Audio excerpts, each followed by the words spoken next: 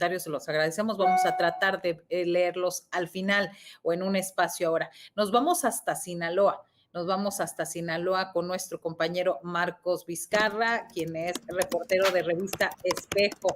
Marcos, muy buenos días. Han empezado ustedes ahí en su medio esta recuperación, por decirlo algo, de las voces de cómo viven las y los ciudadanos la violencia en Sinaloa. Sinaloa es uno de los 6 estados donde esta estrategia de seguridad va encaminada, precisamente hablando de este tema. Marcos, bienvenido.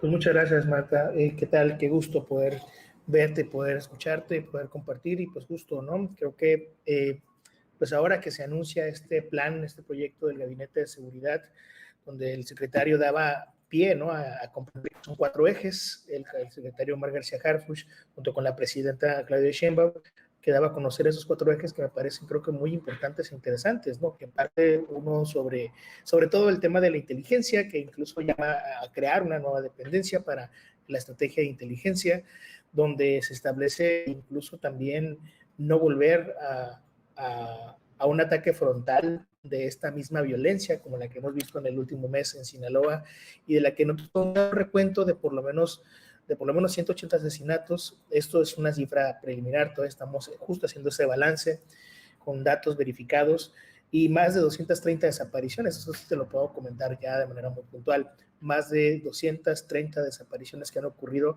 en un periodo de un mes, exactamente desde el 9 de septiembre al cierre de ayer, al 7 de octubre, podríamos nosotros ya contar estos datos.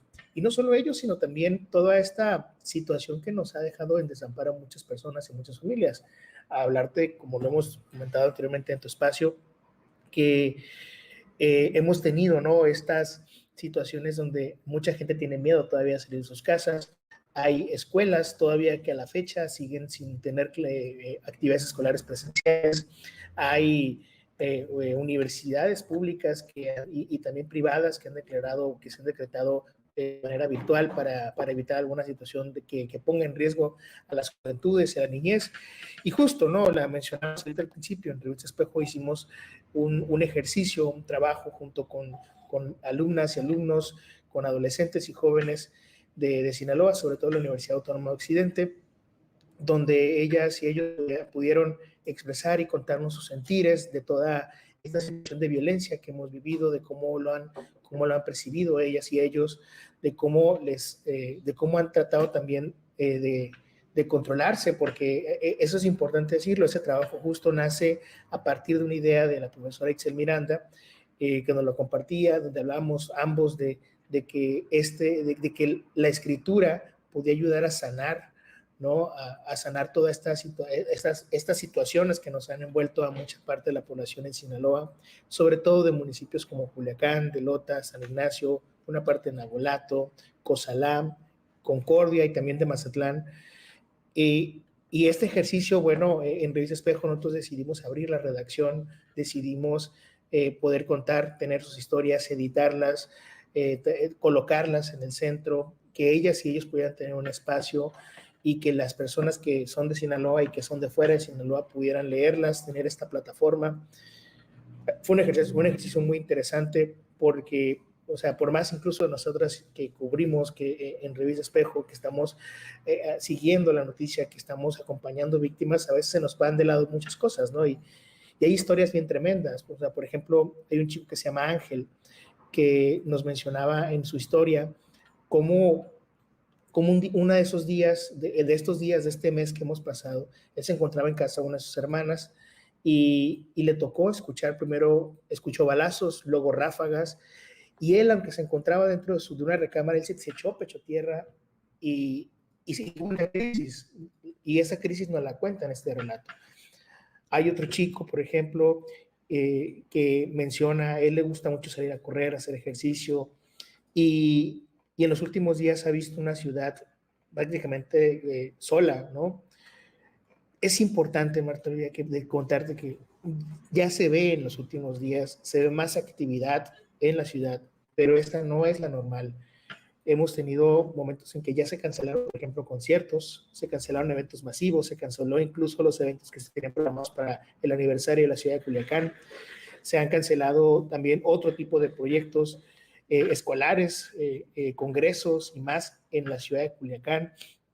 Y esto es muy importante establecerlo, mencionarlo. Incluso vale la pena decir, se estaría hablando de, en los últimos 2 años ha habido una feria internacional del libro. Este año no habrá feria internacional del libro debido a la situación de violencia y debido también a que el Ayuntamiento de Culiacán ha decidido utilizar los recursos para justo llevar ayuda humanitaria a las rancherías del sur de la ciudad, no del sur del municipio de Culiacán, porque cuando hablamos de violencia no tenemos que pensar que no solo se concentra en Culiacán, sino que la gran mayoría de la violencia, de los actos violentos han ocurrido en rancherías, en poblados, en sindicaturas, como Costa Rica, en los municipios y los poblados que están ahora en el nuevo municipio llamado El Dorado, en pueblos por ejemplo, de Lota, donde nos tocó incluso en Luis Espejo hace un par de semanas estar en poblados, en 4 de los poblados del municipio de Lota, donde no tenían alimento, donde no tenían esta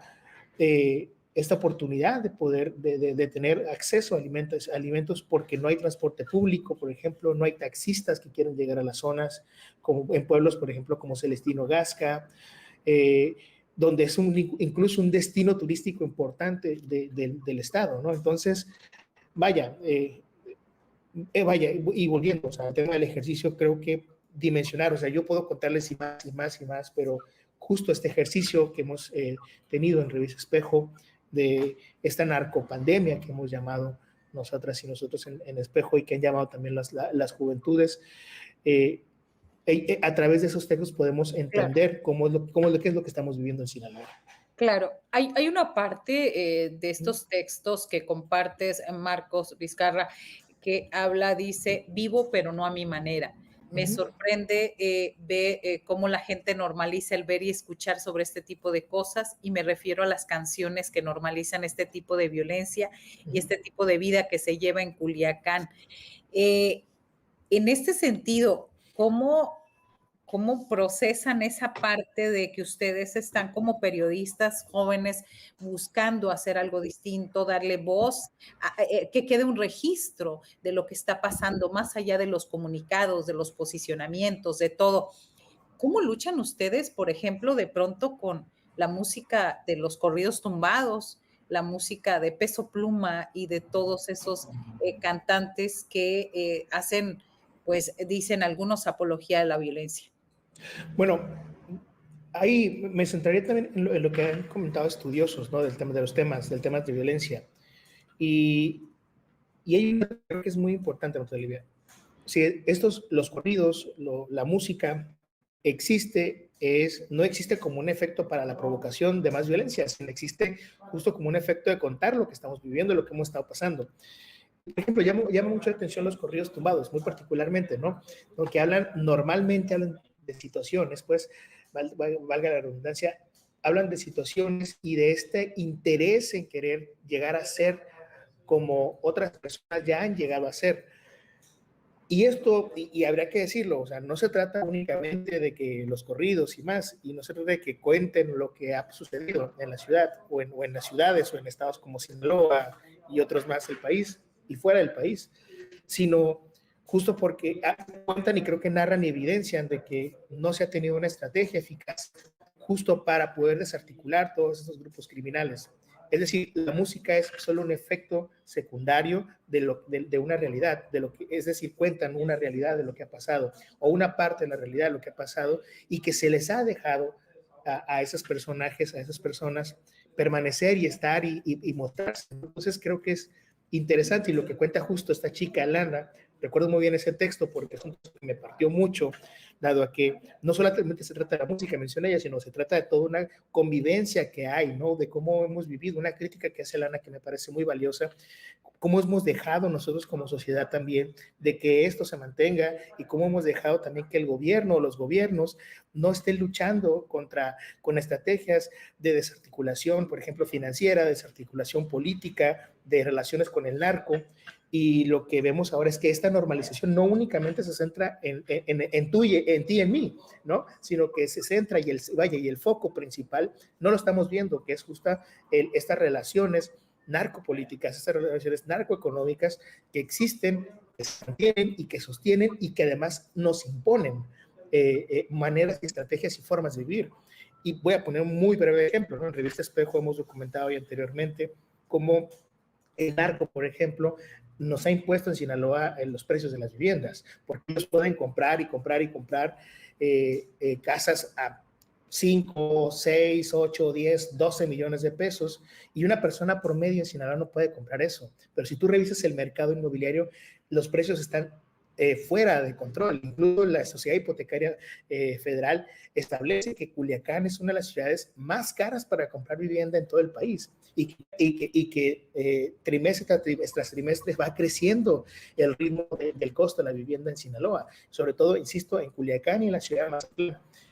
Pero eso no empata, pues, con los ingresos que tenemos los sinaloenses.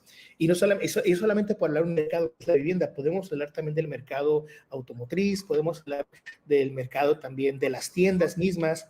Incluso te diría, Marta Olivia, un dato que ahora está sucediendo, ¿no? Ha habido un cierre importante de empresas, de restaurantes, de centros de fiestas, que son restaurantes importantes, con precios muy elevados, insisto, que se salen fuera del común o de la media del culiacanense, pues, y que han estado cerrando en estos últimos días porque no tienen clientes.